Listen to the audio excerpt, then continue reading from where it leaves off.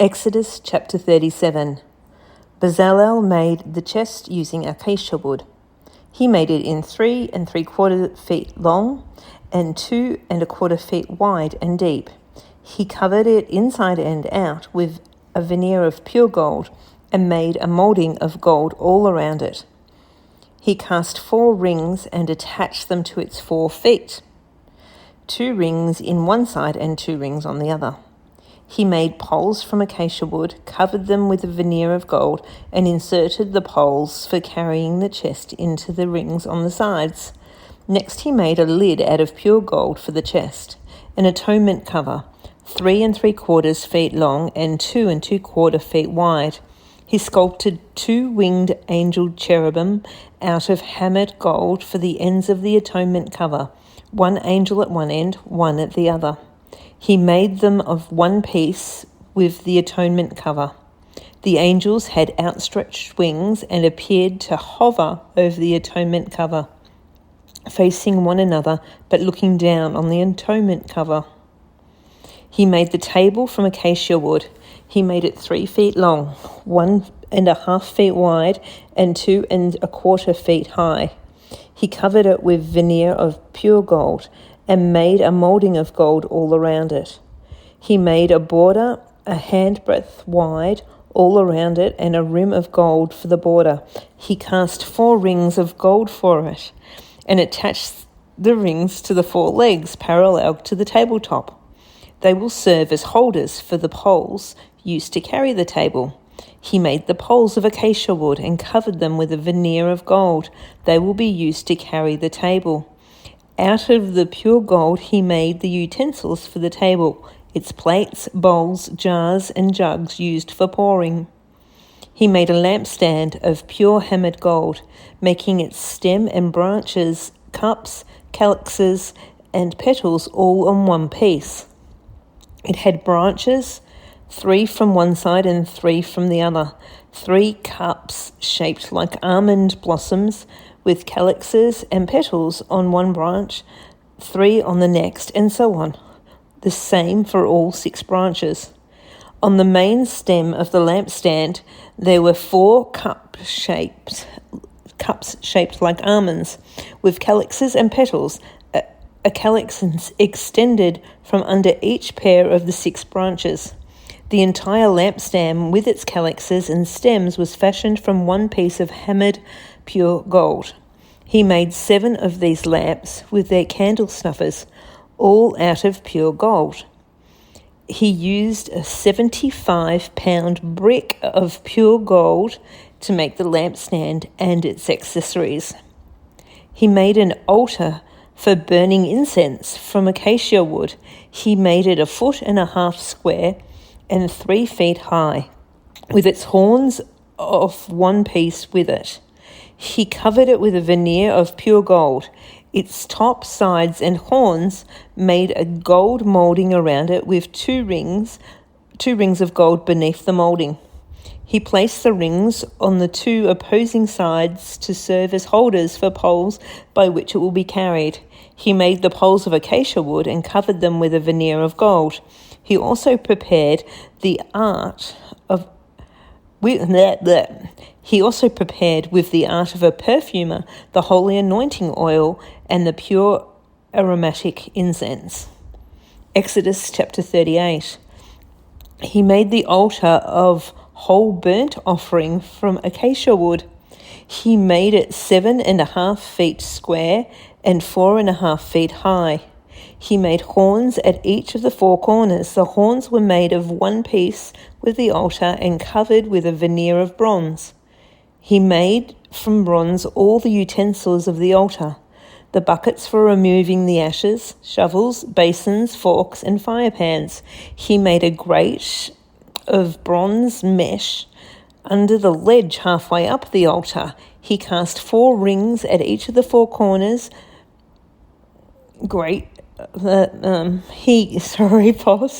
He cast 4 rings at each of the 4 corners of the bronze grating to hold the poles. He made the poles of acacia wood and covered them with a veneer of bronze. He inserted the poles through the rings on the two sides of the altar for carrying it. The altar was made out of boards. It was hollow. He made the bronze wash basin and its bronze stand from mirrors of women's work group who were assigned to serve at the entrance to the tent of meeting. He made the courtyard.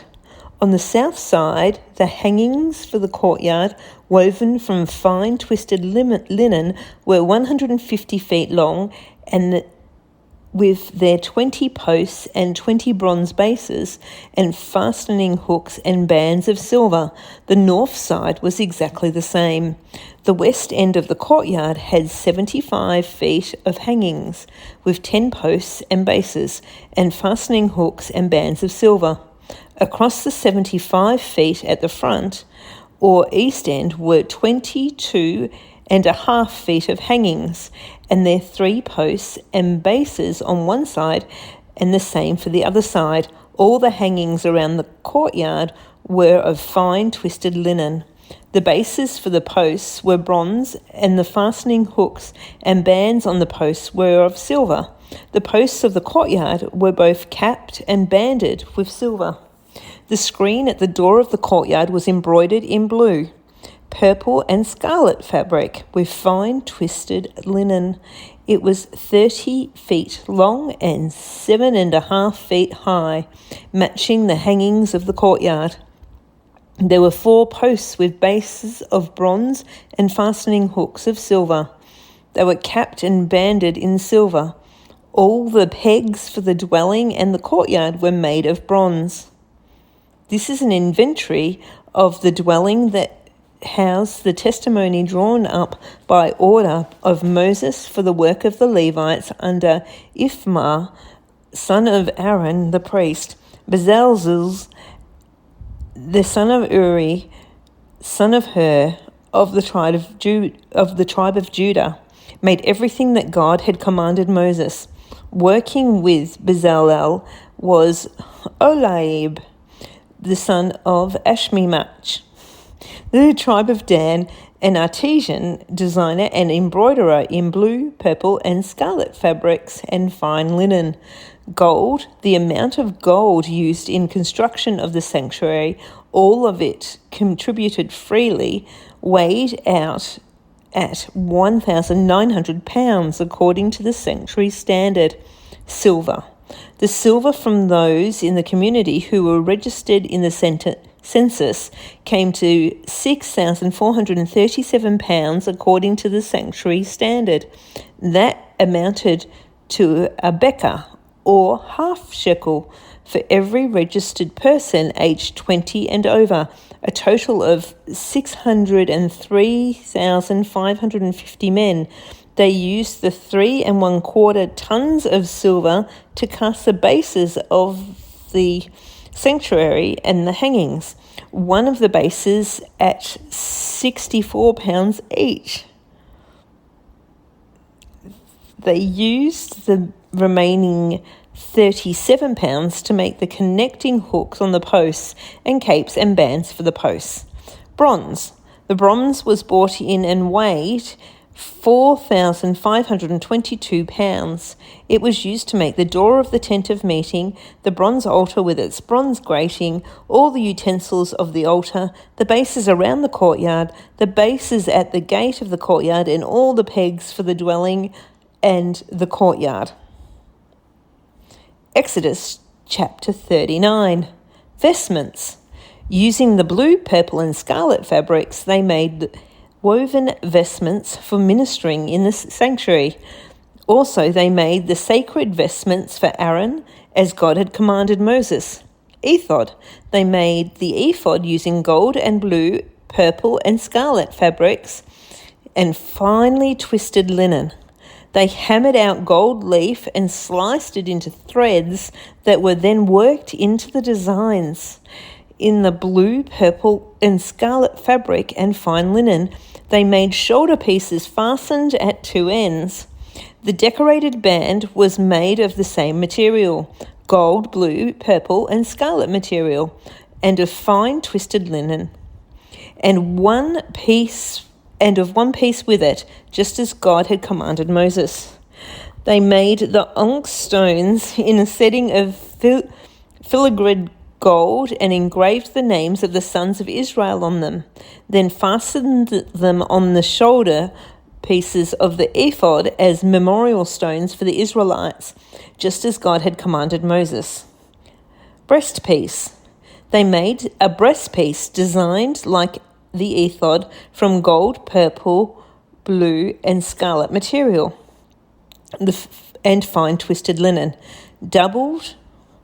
The breastpiece was 9 inches square. They mounted 4 rows of precious gemstones on it. First row, carnelian, topaz, and emerald. Second row, ruby, sapphire, crystal. Third row, jacinth, agate, amethyst. Fourth row, beryl, onyx, jasper. The stones were mounted in a gold filigree. The 12 stones corresponded to the names of the sons of Israel, 12 names engraved as on a seal, one for each of the 12 tribes. They made braided chains of pure gold for the breastpiece like cords. They made 2 settings of gold filigree and 2 rings of gold. They put 2 rings at the ends of the breastpiece and fastened the 2 ends of the cords to the 2 rings at the end of the breastpiece. Then they fastened the cords to the settings of filigree, attaching them to the shoulder pieces of the ephod in front. Then they made 2 rings of gold and fastened them to the 2 ends of the breastpiece on its inside edge facing the ephod.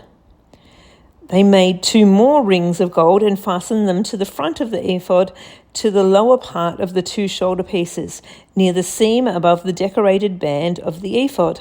The breastpiece was fastened by running a cord of blue through its rings to the rings of the ephod, so it rested secure on the decorated band of the ephod and wouldn't come loose, just as God had commanded Moses. Robe.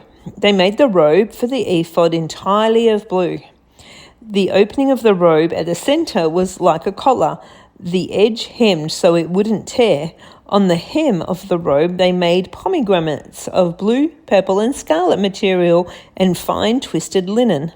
They made bells of pure gold and alternated the bells and pomegranates. A bell and a pomegranate, a bell and a pomegranate, all around the hem of the robe that was worn for ministering, just as God had commanded Moses. They also made the tunics of fine linen, the work of a weaver, for Aaron and his sons, the turban of fine linen, the linen hats, the linen underwear made of fine twisted linen, the sashes of fine twisted linen, blue, purple, and scarlet material, and embroidered, just as God had commanded Moses. They made the plate, the sacred crown of pure gold, and engraved it on it as a seal, holy to God. They attached a blue cord to it and fastened it to the turban, just as God had commanded Moses. That completed the work of the dwelling, the tent of meeting. The people of Israel did what God had commanded Moses. They did it all. They presented the dwelling to Moses, the tent and all its furnishings, fastening hooks, frames, crossbars, posts, bases, tent of tanned ram skins, tenting of dolphin skins, veil of the screen, chest of the testimony, with its poles and atonement cover, table with its utensils and bread of the presence, lampstand of pure gold, and its lamps all fitted out, and all its utensils, and the oil for the light, gold altar, anointing oil, fragrant incense, screen for the entrance of the tent, bronze altar, with its bronze grate, its poles and all its utensils, wash basin and its base, hangings for the courtyard, its posts and bases, screened for the gate of the courtyard, its cords and its pegs, utensils for ministering in the dwelling, the tent of meeting, woven vestments for ministering in the sanctuary, sacred vestments for Aaron the priest and his sons when serving as priests. The Israelites completed all the work just as God had commanded. Moses saw that they had done all the work and done it exactly as God had commanded. Moses blessed them. Matthew chapter 25. Then the kingdom of heaven will be like 10 bridesmaids who took their lamps and went to meet the bridegroom. 5 of them were foolish and 5 were wise. The 5 who were foolish didn't take enough oil. They didn't take enough olive oil for their lamps. But the other 5 were wise enough to take along extra oil. So when the bridegroom was delayed, they all became drowsy and they fell asleep. At midnight, they were roused by the shout, "Look, the bridegroom is here. Come out and meet him." All the bridesmaids got up and prepared their lamps. Then the 5 foolish ones asked the others, "Please give us some of your oil because our lamps are going out." But the others replied, "We don't have enough for all of us. Go to a shop and buy some for yourselves." But while they were gone to buy oil, the bridegroom came. Then those who were ready went in with him to the marriage feast, and the door was locked. Later, when the other 5 bridesmaids returned, they stood outside calling, "Lord, Lord, open the door for us." But he called back, "Believe me, I don't know you. So you too must keep watch, for you do not know the day or the hour of my return." Again, the kingdom of heaven can be illustrated by the story of a man going on a long trip. He called together his servants and entrusted his money to them while he was gone. He gave 5 bags of silver to one, 2 bags of silver to another, and 1 bag of silver to the last, dividing it in proportion to their abilities. He then left on his trip. The servant who received the 5 bags of silver began to invest the money and earned 5 more. The servant with 2 bags of silver also went to work and earned 2 more. But the servant who received the 1 bag of silver dug a hole in the ground and hid the master's money. After a long time, their master returned from his trip and called them to give an account of how they had used his money. The servant to whom he had entrusted the 5 bags of silver came forward with 5 more and said, "Master, you gave me 5 bags of silver to invest, and I've earned 5 more." The master was full of praise. "Well done, my good and faithful servant. You have been faithful in handling this small amount, so I will give you many more responsibilities. Let's celebrate together." The servant who had received the 2 bags of silver came forward and said, "Master, you gave me 2 bags of silver to invest, and I've earned 2 more." The master said, "Well done, my good and faithful servant. You have been faithful in handling this small amount, so now I will give you many more responsibilities. Let's celebrate together." Then the servant with the 1 bag of silver came and said, "Master, I knew you were a harsh man, harvesting crops you didn't plant and gathering crops you didn't cultivate. I was afraid I would lose your money, so I hid it in the earth. Look, here is your money back." But the master replied, "You wicked and lazy servant, if you knew I harvested crops I didn't plant and gathered crops I didn't cultivate, why didn't you deposit my money in the bank? At least I could have gotten some interest on it." Then he ordered, "Take the money from this servant and give it to the one with the 10 bags of silver. To those who use well what they are given, even more will be given, and they will have an abundance. But those who have nothing, who do nothing, even what little they have will be taken away. Now throw this useless servant into outer darkness, where there will be weeping and gnashing of teeth. But when the Son of Man comes in his glory, and all the angels with him, then he will sit upon his glorious throne. All the nations will be gathered in his presence, and he will separate the people as a shepherd separates the sheep from the goats. He will place the sheep at his right hand and the goats at his left.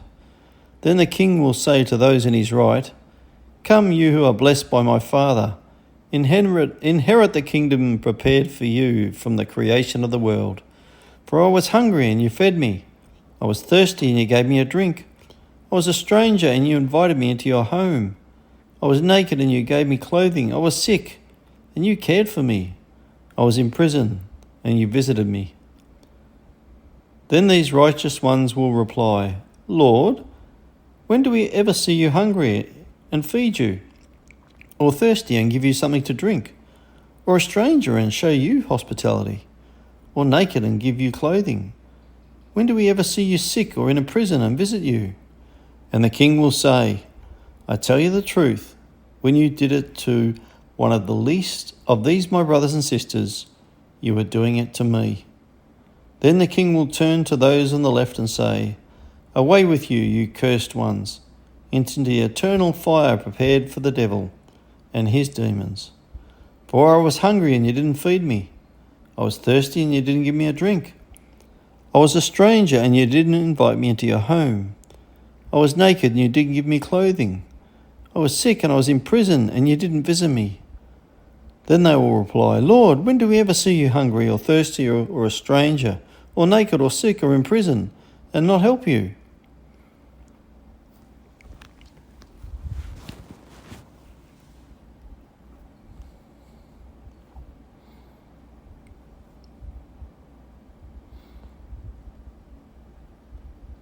And he will answer, I tell you the truth, when you refuse to help the least of these my brothers and sisters, you are refusing to help me. And they will go away into eternal punishment, but the righteous will go into eternal life. Well, that's all from me now, so it's goodbye from me. And goodbye from me.